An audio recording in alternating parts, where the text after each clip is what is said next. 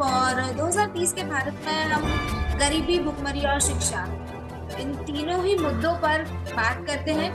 लगातार नए नए चेहरों से बात करते हैं और आज जो चेहरा हमारे साथ मौजूद है, मैं आपको बता दूं, राज्यसभा सांसद है उड़ीसा से और साथ ही साथ एक फिल्म अभिनेता भी है। मुजीबुल्लाह खान उर्फ मुन्ना खान जी हमारे साथ मौजूद है। सर, सबसे पहले तो आपका बहुत बहुत स्वागत है 2030 के भारत में। बहुत बहुत धन्यवाद। तो सर, शुरुआत करते हैं, और क्योंकि चर्चा के मुद्दे हमारे वही है, गरीबी, भुखमरी और शिक्षा, 2030 के भारत की हम बात करेंगे। पहला सवाल ही मेरा आपसे ये है कि 2030 के भारत को आप कहाँ देखते हैं? आपके नजरिए में 2030 का भारत कहाँ होगा, गरीबी, भुखमरी और शिक्षा के क्षेत्र? देखिए, आज भी भारत का जो स्थिति है, जो हाल है,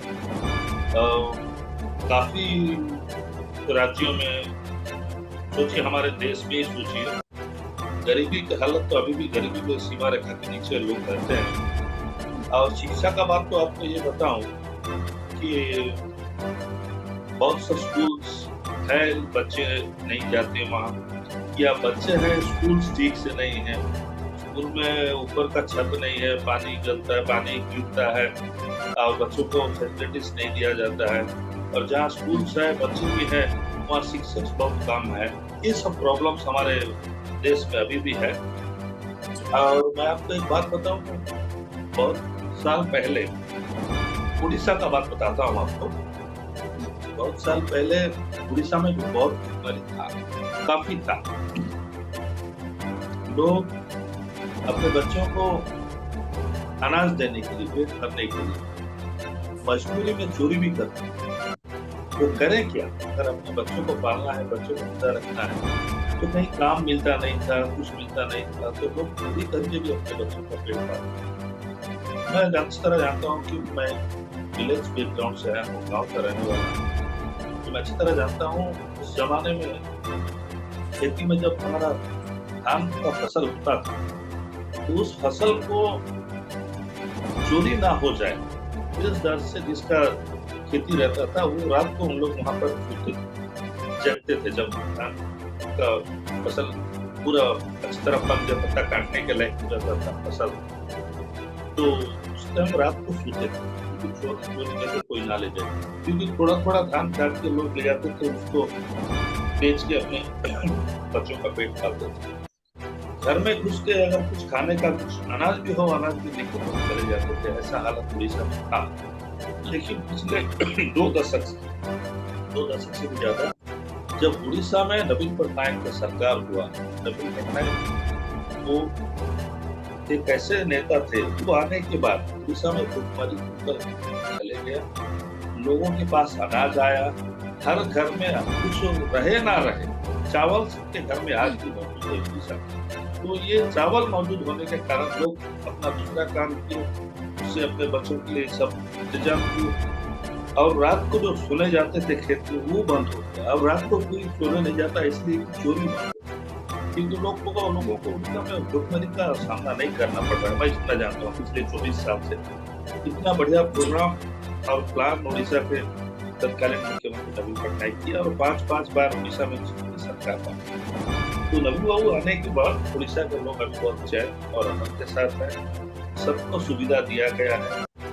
स्कूल्स को एजुकेशन के लाइन में भी हमारा बहुत हाईटेक एजुकेशन गांव सब में दिया गया है।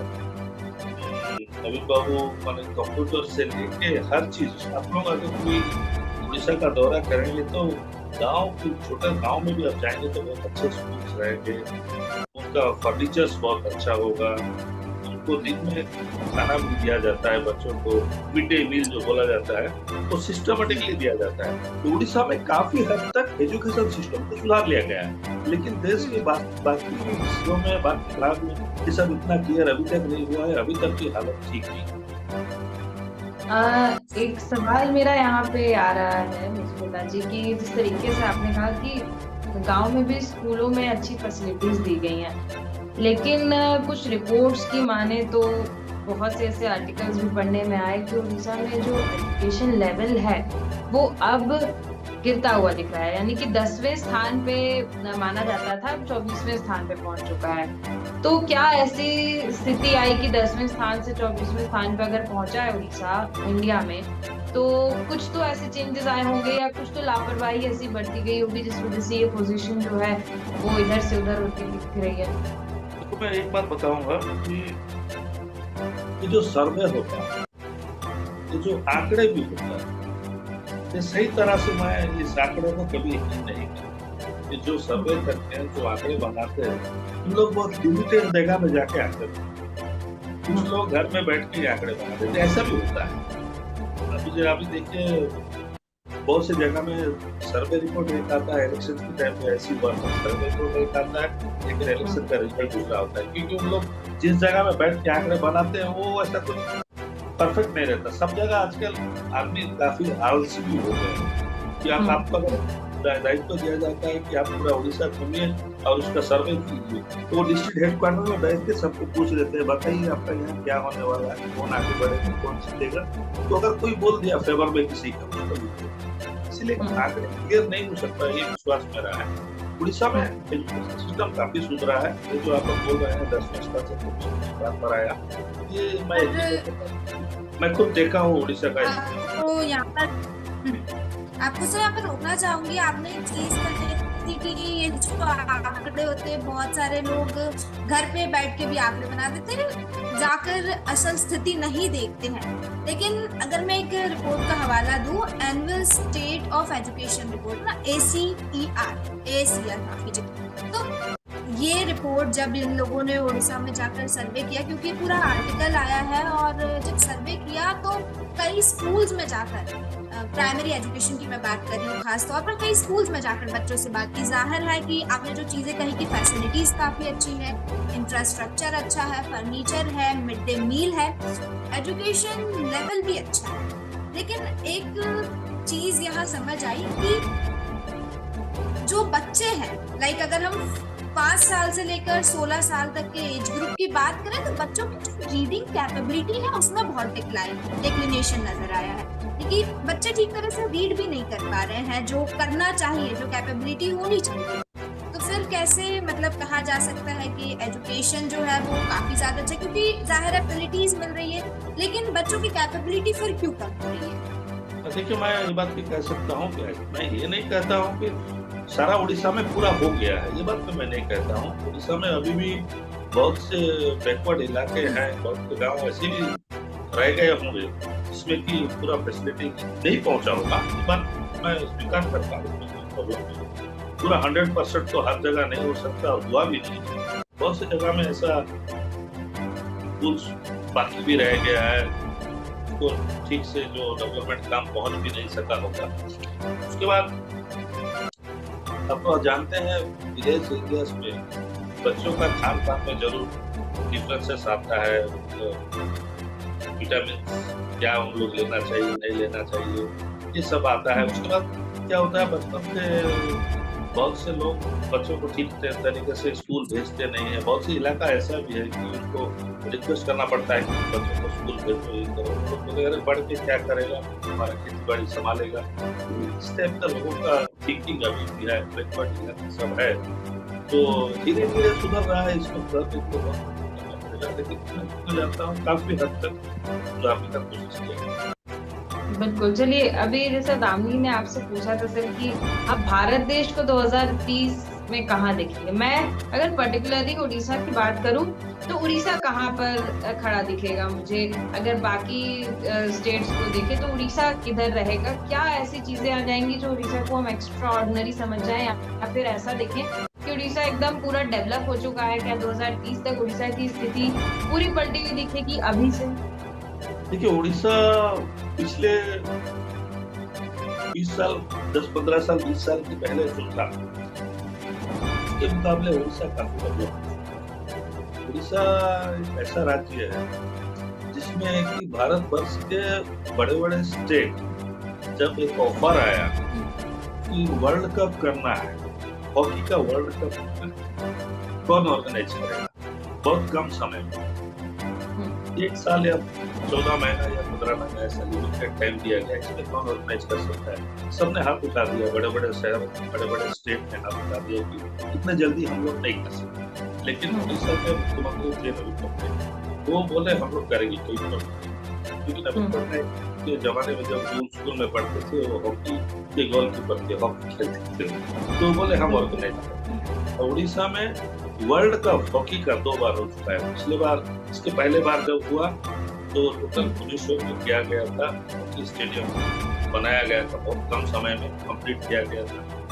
फिर नेक्स्ट 4 इयर्स के बाद जब फिर हॉकी हुआ सेकेंड टाइम को, तो 1.5 साल के अंदर हमारा राउरकेला एक बहुत बड़ा सिटी है,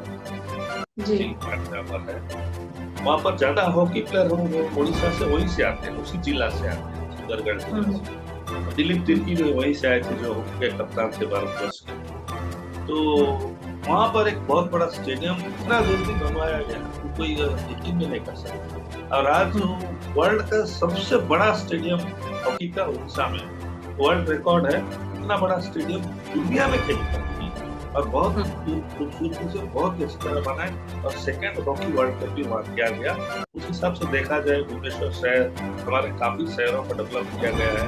पहले जो भी भुवनेश्वर जाते थे 10-15 साल पहले, वो लोग आजकल भुवनेश्वर जाते हैं, लोग पहचान भी नहीं सकते, कितना डेवलप कर गया।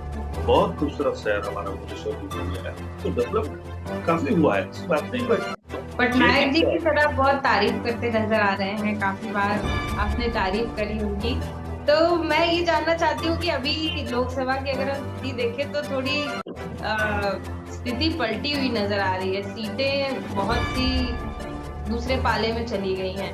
तो उसको देखते हुए क्या लगता है डेवलपमेंट उड़ीसा का? क्या, क्योंकि अभी पटनायक जी की तारीफ कर रहे थे तो पटनायक जी अलग तरीके से डेवलप कर रहे होंगे, तो अभी जब सीटें दूसरे पाले में चली गई हैं तो फिर हम क्या उम्मीद कर सकते हैं? देखिए, राजनीति में कुछ भी हो सकता है। वैसे बीजेपी जो सरकार, केंद्र सरकार है, उनको नवीन बाबू का पूरा सहयोग मिला था।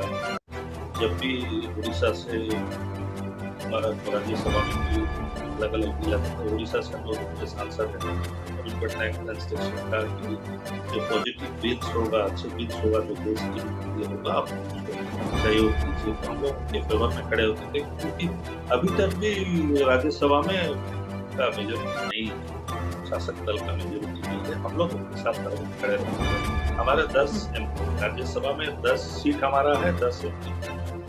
उसके बाद नवीन बाबू को रिक्वेस्ट करके उनका एक राज्यसभा मांगे, उनका सिर्फ 22 सीट विधायक, पहले बात बता रहा। तो नवीन बाबू को रिक्वेस्ट किया प्रधानमंत्री की 1 सीट हमारे लिए छोड़ दीजिए।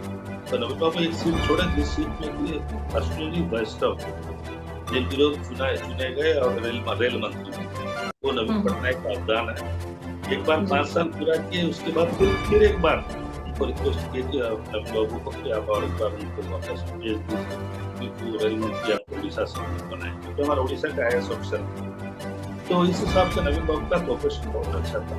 नवीन बाबू से पूरा मिले जुले, लेकिन आए वक्त में इन लोग धोखा दिए नवीन पटनायक को। और इलेक्शन के 1 महीना पहले एक तो बहुत स्पेकुलेशन हुआ कि बीजेपी और बीजेडी में कोलेशन होगा। ये लोग बोले कि कोलेशन करते हैं, सीट दे दीजिए, आप तो जीत रहे हैं। तो ऐसा होकर इन्होंने ज्यादा सीट मांगा, बहुत कंफ्यूज हो गए। फिर हमारे पार्टी से भी बोले कि जरूरत नहीं है, क्योंकि हम लोग आसानी से जीत रहे हैं, कोई इतना सीट क्यों देंगे। उनके पार्टी से भी, बीजेपी पार्टी से भी बहुत से नया नेता आए थे। उन लोग बोले कि हम लोग चुनाव लड़ने का इरादा है, आप बीजेडी से अगर कोलेशन करोगे तो कम सीट मिलेगा, हम लोग फिर क्या करें, हमको चुनाव लड़ने तो हम जीतेंगे। ऐसा होकर चुनाव लड़ा गया और अचानक इन लोग यू टर्न लिए और बहुत सा मीटिंग, प्रधानमंत्री बहुत मीटिंग किए और पूरा उल्टा भाषण किए नवीन बाबू के विरोध में। मतलब कुल मिला के हम विकास के क्षेत्र में विश्वास नहीं कर सकते हैं कि विकास हो पाएगा या नहीं, ये मान के चलते। अभी तो उनका डबल इंजन सरकार हुआ है। हम लोग वही बात बोल रहे हैं कि 1 महीना हुआ है सरकार बनते, लोग भी जस्ट मेजोरिटी से कुछ सीट ज्यादा है। हमारा 74 होता है मेजोरिटी, तो हम लोग 78 जीत गया है, तो 50 हुआ है, स्ट्रॉन्ग अपोजिशन हमारा है। तो हम लोग तो सहयोग करेंगे, ऐसी बात नहीं। अगर वो डेवलपमेंट करेंगे, केंद्र सरकार अगर ज्यादा हमको मदद करेगा उड़ीसा के लिए, तो हम लोग पॉजिटिव उसको सहयोग करेंगे, ऐसी बात नहीं। लेकिन इस बार बजट में उड़ीसा के लिए कुछ नहीं किया गया, इसी का तो उड़ीसा के लिए सब खास नहीं है। तो सर बात, क्योंकि जैसे बजट में भी आपने जिक्र कर दिया, विकास की हम बात कर रहे हैं, भुखमरी और शिक्षा के क्षेत्र में सरकार भी बदल चुकी है। बजट में आपने कहा कि इस बार उड़ीसा के लिए बजट में भी कुछ नहीं है, तो फिर 2030 में उड़ीसा कहाँ दिखाई देगा, अगर ऐसी स्थिति आपके द्वारा बताई जाए? देखिए, हम लोग तो कोशिश करें कि हमारा उड़ीसा डेवलप करे। हम लोग तो भले सरकार विरोधी सरकार हुआ, हमारा अपोजिशन सरकार हो, लेकिन हम लोग मोरल सपोर्ट तो सरकार को जरूर देंगे जो नया सरकार बना है। ऐसा नहीं है कि सरकार अभी चेंज हो गया तो साथ ही साथ हम लोग विरोध करना शुरू कर दिए। ये नेचर हमारा नहीं है कि हमारा नेता नवीन पटनायक का नहीं। जो उड़ीसा के हित में होगा, उड़ीसा के भलाई में होगा, पूरा सरकार को कोशिश करेंगे। अगर केंद्र सरकार जो बोल के आया है कि डबल इंजन सरकार होगा, तो हम लोग सब कुछ कर देंगे। ठीक है, डबल इंजन सरकार हुआ, 1 महीना हुआ है, देखते हैं क्या करते हैं, कुछ महीनों में पता चल जाएगा क्या काम कर रहे हैं। बिल्कुल बिल्कुल बिल्कुल, आप सही कह रहे हैं। चलिए, जैसे कि 2030 के भारत की बात हो रही है, तो अब गरीबी पे थोड़ा नजर डाल लेते हैं। शिक्षा की और भुखमरी की हमने बात कही। अब नीति आयोग की रिपोर्ट के हिसाब से माने तो गरीबी दर जो है वो कम हुआ है उड़ीसा में। हालांकि नीति आयोग की रिपोर्ट को बहुत से लोग नकार देते हैं, नहीं मानते हैं, लेकिन अगर हम एक जनरल बात लेकर चले तो उड़ीसा में गरीबी जो है वो कम हुई है। आपको क्या लगता है? क्योंकि उड़ीसा में आज हम यहाँ मध्य प्रदेश इंदौर से बैठ के उड़ीसा के हालात तो नहीं देख पा रहे, लेकिन ग्राउंड पे आप जरूर जानते होंगे कि क्या हालात है उड़ीसा के। और एक और पॉइंट इसमें ऐड करना चाहूंगी कि उड़ीसा बाढ़ प्रभावित क्षेत्र रहा है। बाढ़ बहुत आती रहती है और उसकी वजह से बहुत से लोग माइग्रेट करते हैं वहां से। और ये भी कहा गया है कि स्टेट गवर्नमेंट जो है वो कुछ फंड रेज नहीं करती है ताकि वहां पे इंडस्ट्रीज डेवलप हो, कि लोग माइग्रेट ना करें, उसी स्टेट में रहकर अपना जीवन यापन या अपनी लाइफ निकालें। तो इन सब चीजों को लेकर कैसे काम किया जा सकता है? 2030 तक इन सब पे भी काम करना पड़ेगा, तो कैसे होगा सर? आर्थिक स्थिति आजकल पहले के मुकाबले काफी लोगों की स्थिति सुधर गई है। लोग साउंड में है, सबके पास कुछ पैसे हैं, खाने के लिए अनाज है। खाने के लिए अनाज है माने उनका स्ट्रेंथ काफी बढ़ जाता है। लोग भुखमरी की वजह से कुछ नहीं कर पाते थे।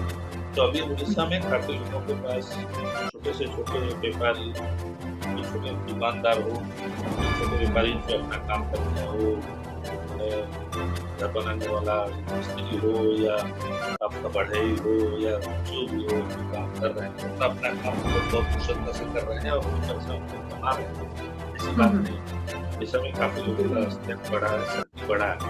तो आगे उड़ीसा कैसा आगे बढ़ेगा, कैसे? आप तो इंडस्ट्री की बात कर रहे थे, इंडस्ट्री उड़ीसा में हमारा काफी आ चुका है। जयपुरा में, अनुगुल में काफी प्लांट, स्टील प्लांट काफी बड़ा आ चुका है, कुछ काम भी चल रहा है। वेदांत गया है, हमारा जो पीतल वाले कर सकते हैं। बहुत से इंडस्ट्रीज सब उड़ीसा में लेकिन फिर भी माइग्रेशन बहुत है वहां से। आपने खुद देखा होगा कि माइग्रेट करते हैं लोग, इसकी वजह क्या होगी? मतलब वहाँ पे फैसिलिटीज नहीं मिल पा रही होंगी, तभी मैं बताऊं कि उड़ीसा में जो कारीगर है, उड़ीसा में जो कुशल कारीगर है, लोग तो खाली उड़ीसा के लिए काम नहीं करते, सारा भारत के लिए काम करते। तो जैसा आप जानते हैं, सूरत का जो मिल है, कपड़ा का मिल, उसमें उड़ीसा के जो लोग काम करते हैं, वैसा काम शायद भारतवर्ष में वो टैलेंट उनके पास है, वो कला उनके पास है। इसीलिए गुजरात का, सूरत का जो मिल जो चल रहा है, गुजरात में अगर कोई उनका आर्थिक स्थिति को सुधारने में गुजरात सरकार का किसी का हाथ है तो उड़ीसा के लोगों का। उड़ीसा के लोग अगर बिल्कुल जाना बंद कर दे सूरत, तो सूरत का उनका मिल बंद हो जाएगा। तो ऐसा उड़ीसा के लोग हर जगह है। जैसे कि जो हमारे पाइप वाले मिस्त्री जो फिटिंग करते हैं, इलेक्ट्रिक वाले, ये सब अलग अलग के लोग उड़ीसा के हैं जो अलग अलग राज्यों में जाते हैं, अपना काम करते हैं।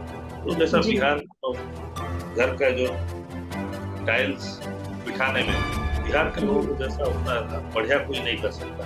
तो ये एक कला है, ये कला जिसके पास है वो तो सारा देश में जाएगा। ऐसा नहीं मैं उड़ीसा का हूँ, उड़ीसा में काम करूँ, 2 पैसा उसको एक्स्ट्रा मिलेगा, 2 पैसा ज्यादा मिलेगा, दूसरे राज्य में जा सकता है।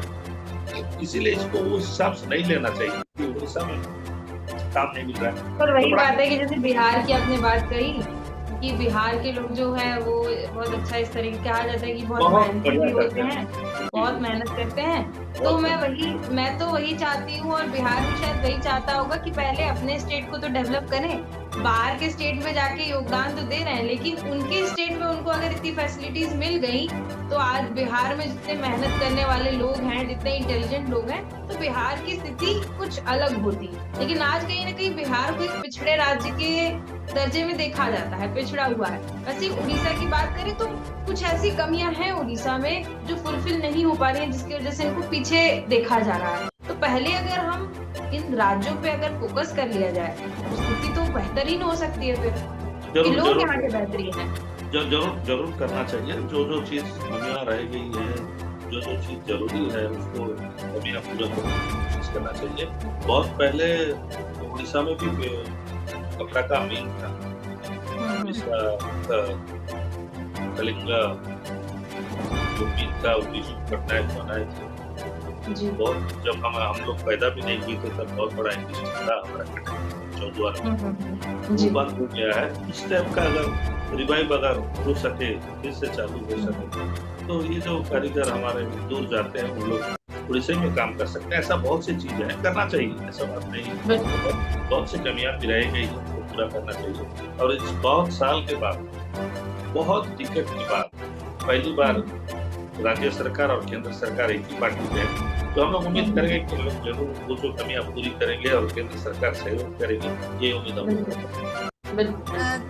बिल्कुल बिल्कुल सर, आपने एक उम्मीद बताई है कि राज्य सरकार केंद्र सरकार एक ही पार्टी की है, तो जो कमियां है वो पूरी की जाएगी। और आपने अभी कुछ देर पहले ये कहा भी था कि आपकी तरफ से भारतीय जनता पार्टी को सपोर्ट भी किया जाएगा। एक आखिरी सवाल मेरे जहन में आ रहा है, क्योंकि समय कम है, तो जल्दी सवाल मैं पूछ लेती हूँ, सीधा सवाल पूछूंगी।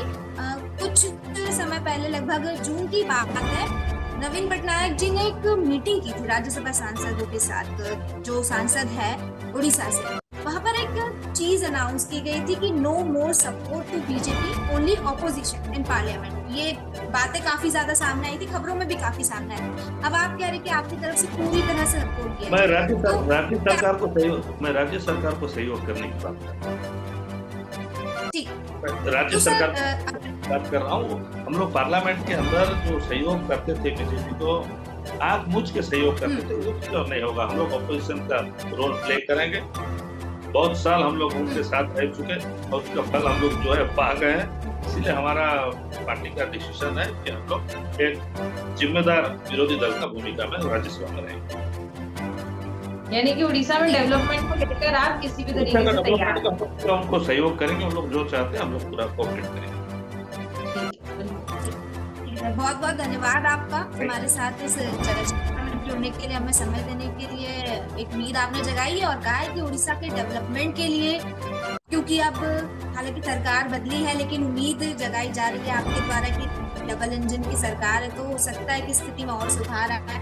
और डेवलपमेंट के लिए आपकी पार्टी की तरफ से और आपकी तरफ से जितना हो सके उतना सपोर्ट भी किया जाएगा। इस तरह की बातें भी आपके द्वारा की गई। उम्मीद करते हैं कि जब आगे अगर 2030 में हम आपसे मिलते हैं तो आपकी तरफ से भी एक बड़ा कॉन्ट्रीब्यूशन दिखाई दे 2030 के भारत के सक्सेस में।